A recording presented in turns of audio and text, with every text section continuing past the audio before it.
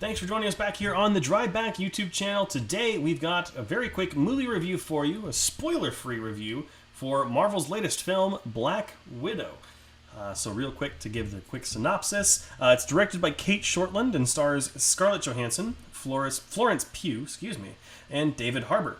Natasha Romanoff confronts the darker parts of her ledger when a dangerous conspiracy with ties to her past arises. This is the first film of Marvel's Phase 4. We've had 3 shows now that are completed that are a part of Phase 4. This is the first film that has been pushed back because of the COVID-19 pandemic, and it is finally here. So let's keep this as spoiler-free as possible. Adrian, what are your thoughts coming out of the theater for this one? Pretty underwhelmed. I think this movie, I want to say it fell victim to hype. I think pushing it out was probably the worst thing that could have happened for this film. I think it had quite a bit of potential had it just been another movie in the phase. But the fact that it got pushed so much and became like the start of Phase 4, everyone had very high expectations, including myself. And I think it just kind of fell flat. I would probably put this on par with Captain Marvel. So depending on how you felt about Captain Marvel, it's right around there. If not a little worse, a little better in certain parts. But I did appreciate all the tie-ins and explanations that we got from it. This definitely does give you more to care about for the character. There's a lot of meat in here character-wise, but only for Black Widow. All the other characters, to me, were very lackluster, with very little depth to them. Interesting. I disagree on that part, but I will say I think I went into this movie with lower expectations than you did. I had lower expectations from the point this movie was announced, just because I don't see the necessity of it. Because we know what happens to this character, and I don't think we really needed to see more of the Red Room. However, now that we have it, I enjoyed this movie. I think it was still fun. I think we got a lot more character development for Natasha, unfortunately, before the events of Endgame. And I will disagree. I think Florence Pugh is awesome, and I hope she takes over as Black Widow from now on. She will, yeah. She definitely has the same sarcasticness that Natasha has, especially when joking around about superhero poses, which apparently was just an on-set joke. I heard that, yeah. That made it into the movie, which I think is great. But I don't really get... So maybe this is a hot take. I'm going to come out and say I don't buy that was candid. Because why was Florence Pugh talking in character if they're just... So the joke wasn't made in the movie. She made it outside of filming, and they were like, "No, that's really good. We'll put it in." That's how I understood. Oh, from what I understood was that they were just rolling, and that was in between shots, and that scene happened. But that makes a lot more sense. I didn't actually read the article, so I don't know which. Yours makes a lot more sense. I didn't read the article either. But did it really happen if none of us read the article? Maybe. I don't know. One thing I will say is that in terms of critiques of this movie, the third act definitely drags a little bit. I will say that the third act has some awesome action sequences, though. Oh yeah, it has some great action. It definitely does drag a little bit for me.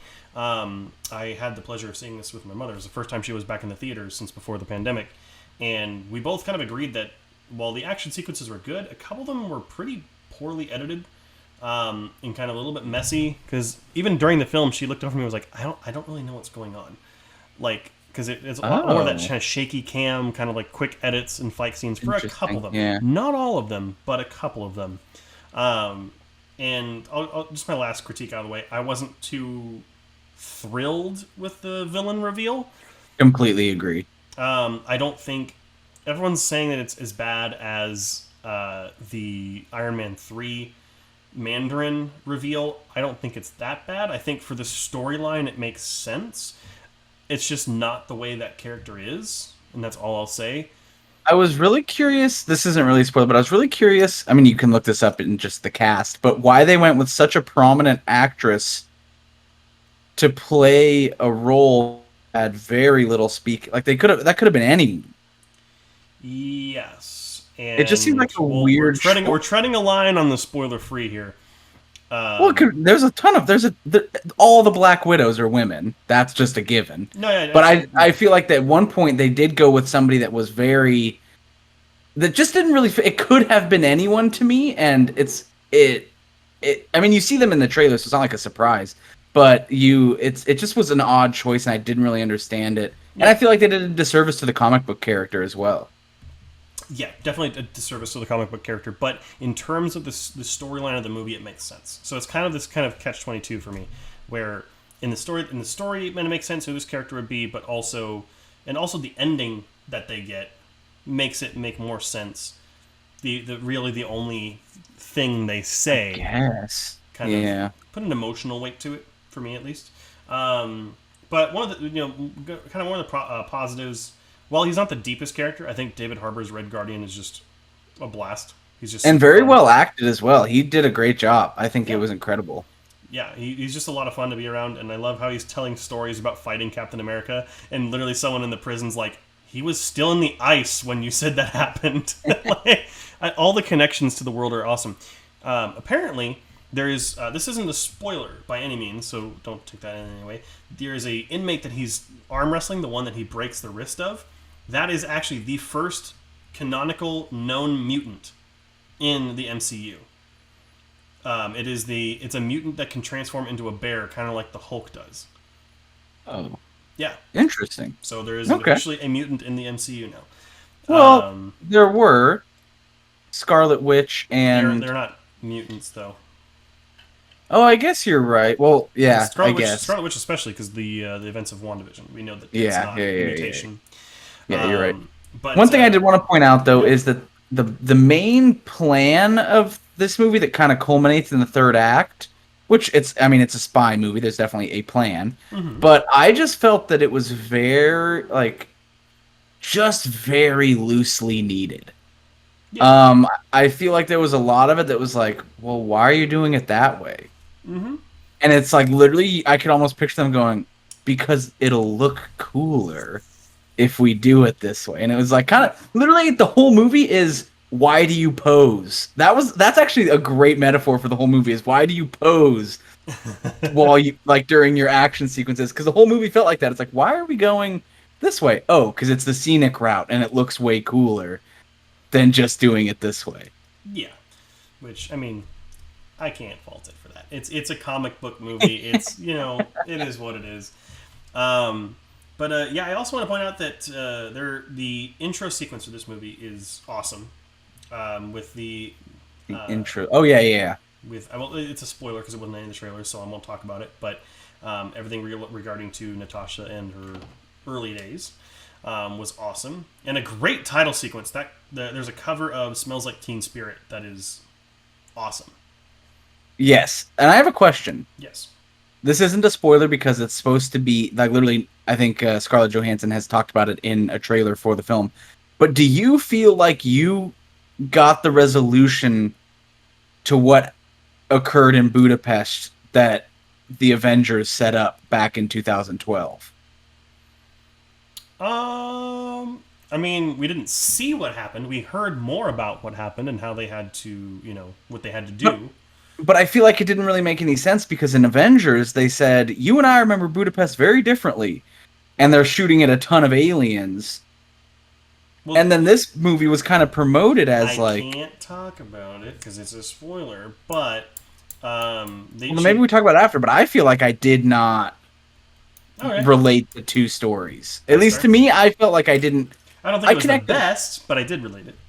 I connected a lot from this movie. I feel like I probably hit 90% connection rate, but I just did not feel like I got the resolution I wanted to, and maybe I totally missed it. That could have just been my watch through, and I just missed it. Maybe, yeah. I wasn't there with you, so I can't tell you. Yeah. Other than that, I think this movie is directed pretty well. I think Kate Shortland did a good job. Hopefully, she gets more work. Hopefully, within the Falcon and Winter Soldier type stuff, the action type stuff. Sure. I think that's where she can really excel. The music also for this movie is pretty good. It doesn't stand out, but it serves the movie just fine. Oh, can't say it. Never mind. But I was going to say something about the music. Other than that, I think I mean, there's not really much else I can say without spoiling it. But I think if you've still been waiting to go back to the theaters, I think this movie is a lot of fun. I would not say rent it on Disney Plus. I don't think it's worth paying the $30 unless you have more than 2 people in your household, and you take the costs into account. But yeah. I would say this is probably the best. Like, I think Fast was supposed to be the best summer blockbuster we got, and I think this one is definitely the better bet for your return to theaters. It's the best yet. Yeah, agree. Yes, but I think like Fast and Furious was trying to claim that, like, this is the time to return to action in theaters, and I think Black Widow does a better job of selling that. So if you had to pick between the two, certainly Black Widow. And we also have, based on current outlooks, it sounds like Suicide Squad is going to be the best movie this summer. Well, yeah, we'll see. We'll have to see. But I also have to think it's definitely worth noting that this is the beginning of Phase 4. So this is just the kickoff of some very grand new adventure we're all about to be taken on. This is the beginning. There's a long way to go, and I'm sure there is a huge potential that this movie becomes a lot better by installments that come later. We just don't know yet. It is part of an overarching story, so... Yeah, we'll have to see. And that end credit sequence definitely does a lot to set up an upcoming thing. That's all. And if you follow anything about the MCU, you've probably already not heard what happens, but know that the end credits is the craziest part of the movie that's worth staying for. Yeah. So, but let's go ahead. Some final thoughts and a score. Adrian, what you got? Well, I say this movie is equally as good as Captain Marvel. I do think it does a lot of things better, and I think it matters more than Captain Marvel did, in my opinion. It did fill in some connectivity issues that were present, so I feel like it had a purpose. So because of that, I gave this movie an 82. Okay. Yeah, I think it's a fun and funny film that's also dark when it needs to be. Especially when it deals with like human trafficking and things like that, which is a very serious issue. But ultimately, I don't think it feels consequential because we know what happens to Natasha. We know what happens to her, and it just doesn't feel necessary that this was pushed out so far. It could have been released on Disney Plus and been a success. We know that it's made a lot of money on Disney Plus, so it could have been very successful then. I do think the last act does drag a little bit, but I think everyone was perfectly cast in this movie. I think it's, again, just a fun time to go back to the theater. But I gave it a 76 as my final score. Nice. So right around the same score I would give Captain Marvel, if not a little bit higher. And I will definitely also kind of follow with that. I do love the entire Marvel arc, so I'm probably also giving it bonuses just because I like Marvel stuff. Oh, yeah, definitely. So yeah, that's also to factor in. If you don't like Marvel movies in general, then you're not. Yeah, it's not going to be the Shazam of the DC. You're not going to be like, oh, this makes me love this genre. Exactly. It's just another one that falls into a line. And if you like them, if you like Marvel movies, you own them. You're going to like this. It's going to be a movie you'll enjoy. You'll go see it. You'll have fun. If you hate them, then you'll hate it. It's just kind of that black and white. No, yeah, absolutely. I'm right there with you. I think. Again, yeah, Marvel fans are going to go out and see it. And that's just gonna stop them. What a model. I mean, they just know that. There's just no question. It's guaranteed to make at least its budget back, So that's the important part. Yeah. But they could probably look at the numbers of people that watch the TV shows on Disney Plus, and they just say that many people will go see Black Widow. So they could probably picture out their revenue way in advance on this. That's so crazy. Yeah. So. But that's going to bring us to an end for this review. Adrian, where can people find us online? If you are watching us here and you see our beautiful face, you are watching one of our YouTube exclusive videos. This is not going to show up anywhere else. So go ahead and make sure to hit the like button and that subscribe button and go ahead and hit the little bell. We do more kind of current reviews here that don't show up on the podcast or don't need a full episode like this one. I'm just trying to give you the quick facts, and that way you can make the decision for yourself. If you want to follow us anywhere else or listen to us on the road, you can follow us on Spotify, Apple Podcast, Stitcher, any of those awesome apps that you're listening on. And then if you just want to know what's coming up or you want to talk to us or throw out a movie recommendation, you can follow us at the Drive Back Podcast on all social media. Instagram is the best place to reach us right now. We post every single time we have a new episode, so you can always be up to date there, and you can comment, you can give suggestions, you can message us, you can do whatever you want to get in touch with us, and we would love to hear from you. Absolutely. And take a look out. We should be posting some more reviews because we are in the summer movie season officially. So we have a lot of big stuff coming out. As of the time of recording this, the new Space Jam came out today. Yes. So hopefully we'll be doing a review on that soon. If you don't see a video here, make sure you do follow us on Instagram for those quick little reviews. We also have films like The Green Knight coming out, along with Suicide Squad and quite a bit of movies that are coming. So the rest of the year's looking pretty packed. Yeah. Hopefully a lot of stuff doesn't get delayed again. Yeah. And now that we know that Dune is officially coming out in theaters only, oh boy, that's going to be a fun one. So anyhow, thank you very much for watching, and we'll see you guys next time on the next review that we do here on the Drive Back.